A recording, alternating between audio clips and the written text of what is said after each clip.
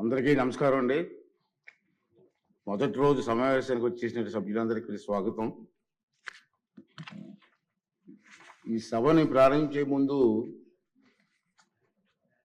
ఇన్ని విషయాలు కొన్ని మీతో మాట్లాడాలనుకుంటున్నాను. నేను ఏంటంటే నిన్న సభలో జరిగినట్టు సంఘటన మీ అందరూ చూశారు. నాకైతే చాలా బాధ అనిపించింది. ప్రజాస్వామ్యంలో మన రాష్ట్రంలో ఉన్నతమైన సభ ఈ సభ. ఆ సభకి ప్రసంగించడం కోసం ముఖ్య అతిథిగా గవర్నర్ గారిని అతిథిగా మనం ఆహ్వానించుకున్నాం.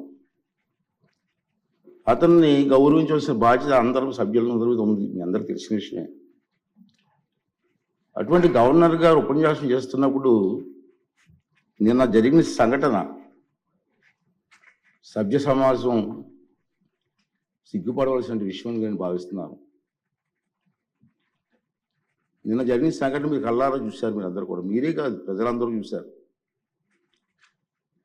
ఒక ముఖ్యమంత్రిగా పనిచేసిన వ్యక్తి, ఒక పార్టీకి అధ్యక్షుడిగా ఉన్న వ్యక్తి, పార్లమెంటు మెంబర్గా కూడా పనిచేసిన వ్యక్తి